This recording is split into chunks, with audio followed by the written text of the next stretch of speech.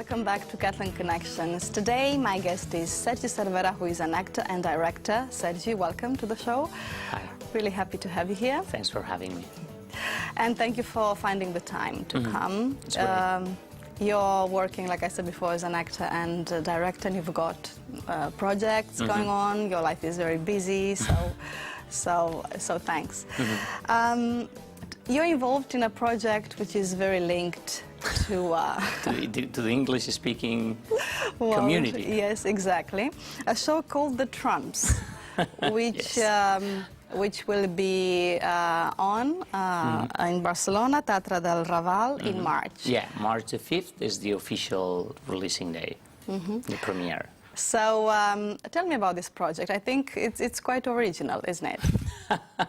Yeah, we really hope to match those expectations, you know, because it seems to create some expectations on people, and we're really freaked out not to disappoint. Well,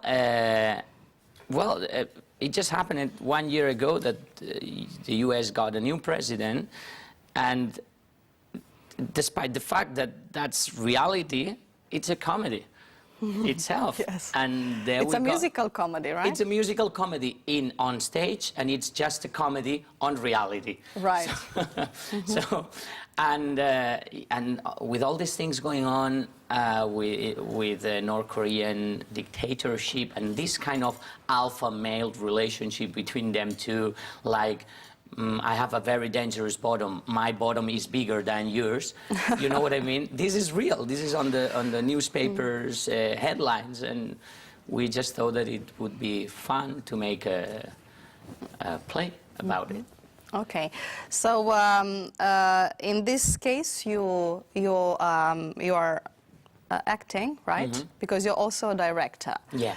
Not in this case. In this case, the directors are Xavi Morató and Joan Oliver. Xavi Morató has also written the play itself, and Joan Oliver is the composer, the song and the music, and the music composer and the music director as well.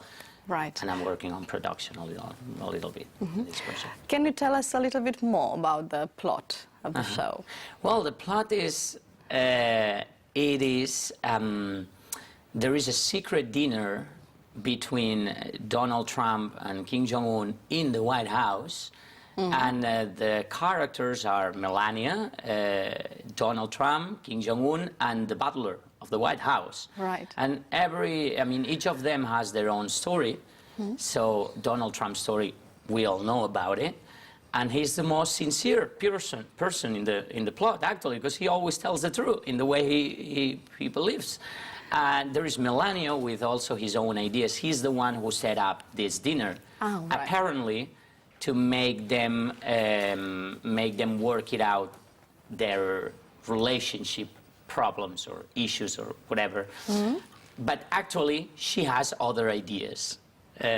With this, setting up this dinner. Okay, which will be revealed. I'm not gonna exactly. I'm not gonna spoil, but there is some fun going on, and the butler that we can tell about his plot, because it's not that important. I mean, it's not that important for the general plot, but he's Mexican. He's been serving the past 4 U.S. presidents, but it has never been a problem, the fact that he's originally from Mexico, but now it is. So he's been taking accent classes to try to hide the fact that he's Mexican, because he don't know Donald Trump to know about it. And this is and all what it happens in the story, it happens in the Oval Office. Sounds very promising. We hope not to disappoint. Yeah, it sounds promising. We'll see what is going to happen. What about your own character? Well, I'm the President of the United States. What a great responsibility, no? Yeah, as an actor, but for him in real life, I mean, like, if he can be the President of the United States, I can certainly take the responsibility of the comedy. Okay. In terms of the music, right, have you done a musical before? I did, actually, but I always say that I don't sing, I don't dance, and I'm not a singer, I'm not a dancer. And I've never thought of taking part on a musical. So my musical coach, Elia Corral, who's a astonishing performer and musician and singer, we always make fun of the fact that it's like she's been working on real musical, like she's a real actress in musicals, and we are making fun constantly about the fact that it's like musical. She says that musicals follow me, not I don't follow musicals, obviously, because I don't sing, but I'm gonna sing. But you do? Yes, I'm gonna do it. When it's possible, I'd like to see a small example of your singing. And you are more than welcome to attend the Of course. premiere. I'm really looking forward to it in March, right? From March the 2nd? March the 5th is going to be like the official premiere, but you and your crew can come over anytime. Yeah. Let's see if it's possible to watch short What's going piece on with that? of the show. We have to figure out what's going on. És que sóc guapo, agradable, atractiu i molt sexy i tinc una ment que és de Premi Nobel. Les meves empreses són sempre un èxit. A un home com jo mai li prenen el pèl. Si et marxa la llum, jo et canvio el fusible. Si et roben el bolso, jo arresto el bandit.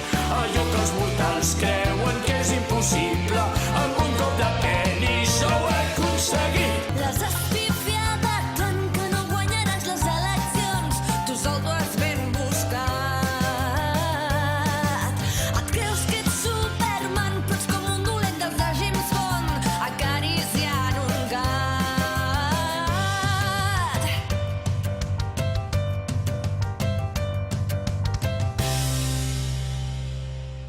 Well, this looks... It's hard to keep going with a serious interview after that, right? In terms of your work as an actor, do you consider this musical comedy more challenging? I don't know. Has it required more a special effort? Because you said before you don't sing, but here you're singing. So Yeah, how do exactly. you can manage see. to do that?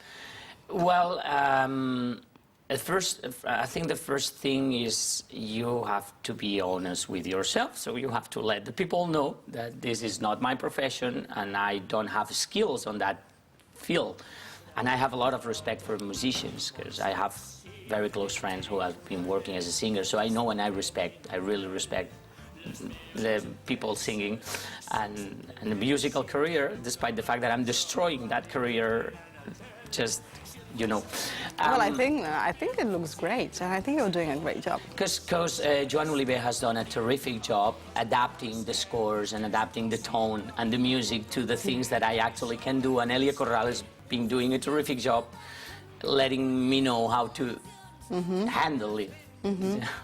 And also, a lot of really good makeup job as well. Yeah, those are... The transformation. Yeah. We can all see is quite amazing. The right? responsible of this are Marta Ferrer and Elena Fenoy, who are actually working on Polonia, and they are they do an outstanding job. And yeah, Marta Ferrer has been doing all the things, all the creation in the stage, and Elena Fenoy also worked with her the day that we did the characters for the first time, when we took the pictures, the official pictures for the poster, and we started this is like a game for children. It's like when you see the car, when you look at yourself at the mirror, or you look at your co-worker, co-partner, like the great Mingo Raffles doing Kim Jong-un, and you start having fun because you start playing with the characters, like if they would be toys. Actually, I wouldn't easily recognize you in this play. Thank you. I take that as a compliment. That's the idea, right? That's the idea. Okay, so we're really looking forward to see the show at Teatre del Raval from March. We're actually 5th. having a good promotion right now because the tickets are we've got a 50% discount right now going on. And so if people just buy the tickets right now or the coming weeks, they're going to have those tickets for a 50% discount. And after that, once the show is released, you are going to be able, you I mean like anyone, are going to be able to repeat the show as many times as they want for free if they just bring one person with them. Oh, that's excellent. Yeah. That's great news. In case you want to repeat. That's great news. Okay, let's hope that will be the case. Anyway, you mentioned Polonia before. Yeah. Actually, in this play, in this musical comedy, you're doing a job now, a performance similar to what you've been doing for a few years now in the Polonia show on TV3. On TV3. Tell me a little bit about for me, I think you're doing a great job, and I think also a very difficult one, imitating famous politicians in Catalonia. That's correct. Tell me about this experience. Tell me some anecdotes. How you started and how you live this. How you're living this experience. Well, that was at the beginning. This is my third season on the show, and that was a great gig for me because it was my favorite show, my favorite comedy show on television. Yeah, of course, it's very popular. Yeah, and I loved. Many people watch it. Oh, sorry, yeah. I loved politics since when I was a teenager. I always loved politics, and when I was a kid, my favorite actor used to be Jim Carrey.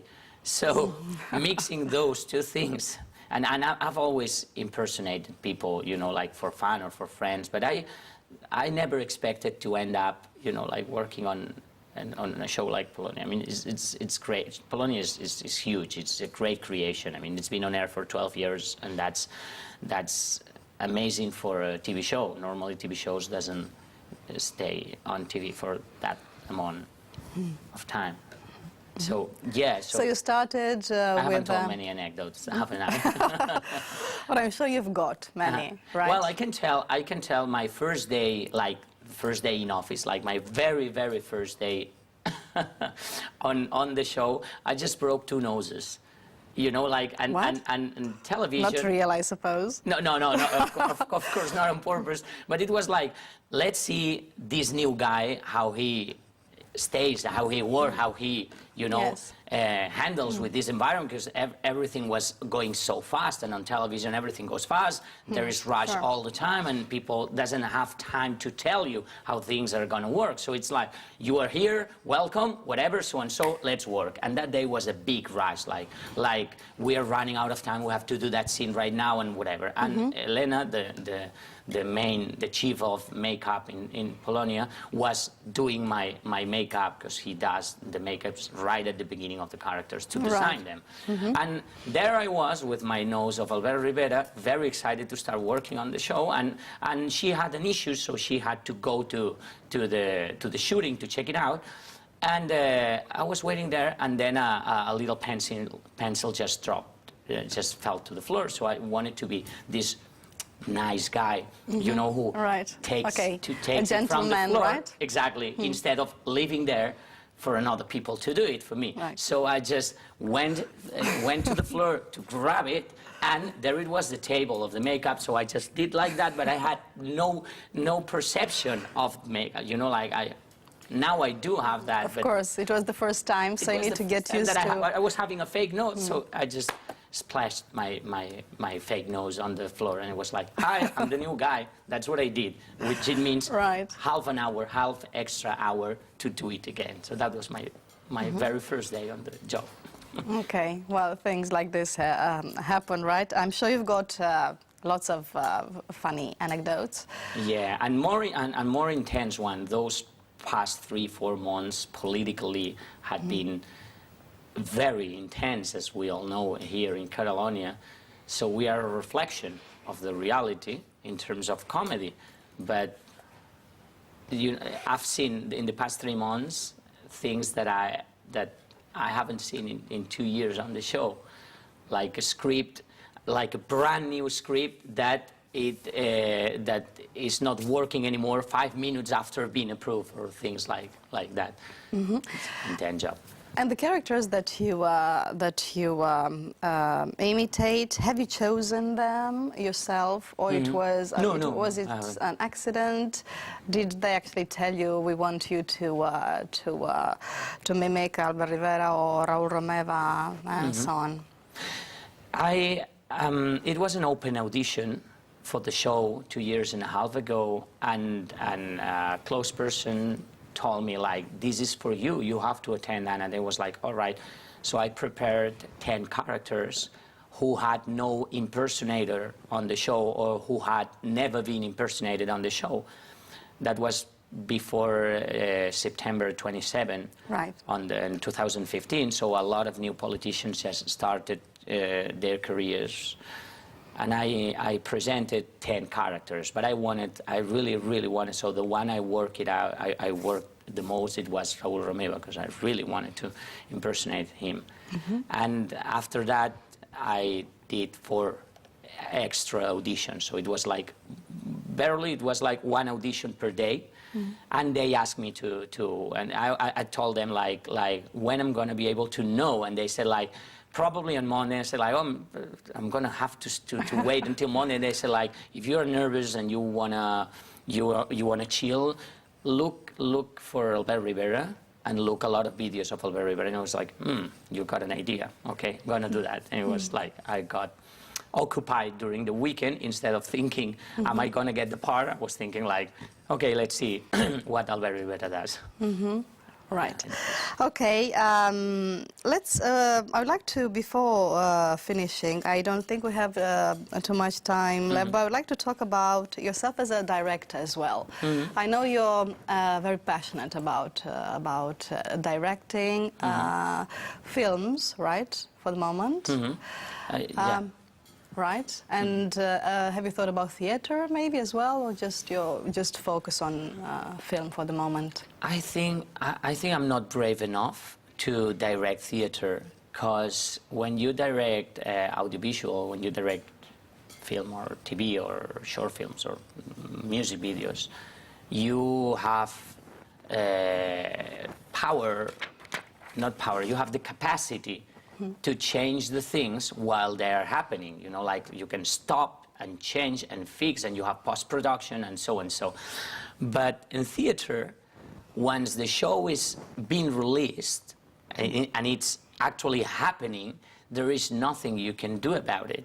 And if you see anything that it's happening in a different way that you expected, or an actor that forgot their lines, or an accident, a technical accident, you have to wait and to see how it goes. So yes, it's a very different process. It's a very different process. I cannot handle with that. But anyway, you've been successful with Marhaba, right? Which you directed and which you had as a partner, starring, right, Alan Hernandez. Alan Hernandez, one of the best actors that we have right now. Well, maybe you can tell him to come to the show as well. I will. I'm meeting him tomorrow, so I'll let him know. Excellent. Well, and before ending, tell me a little bit about your relationship with English and your experience as an actor in the United States. Well, that was, I always wanted to have different doors open, you know, and in 2013 I wasn't having any work here. So it was just a way out. I wasn't following a dream. I was like trying to survive. So I just thought, like, if there is no job here, then let's move to Madrid. I moved to Madrid, and if there is no job there, I'm not gonna give up. So what's the next station? The US. So I just took a master, I just took classes over there, and I started learning how LA market works, or how the United States market works. And I remember thinking like, well, that's possible. It's not like a star in the Walk of Fame, or it's not like being the leading role in huge blockbusters. No, it's more like, I'm an actor, I act for money. Right. And I can do that in Barcelona in Catalan, I can do that in Madrid in Spanish, and I can do it in LA in English, or anywhere. So I just wanted to work. Okay. And you managed to do that? Are you going back there soon? Yeah, right now what it happens, so when I just got the papers to live and work in the United States, I was already working on Polonia. So it's a long process, and it took 2.5 years for me to be able to legally work in the United States. And I was already working on Polonia, so I said, I thought, like, I don't want to give up of Polonia because it's a great gig and I love my work over there, but I also don't want to give up of what's been my goal for so long time. So I'm going to do the most difficult thing, do both at a time, or half and a half. So that's what I'm sort of doing right now. But the United States is a very, very open country or community, and they really believe in new people or anything. And new opportunities. Absolutely, right? Absolutely, yeah. Well, I hope it goes very well with your projects in the US, in LA, and we'll come and see you to Teatre del Raval in the Trumps. Thank you for having me. Sergi, thank you so much for coming. Pleasure. And thank you all for watching. I'll see you next time. Bye-bye. Bye.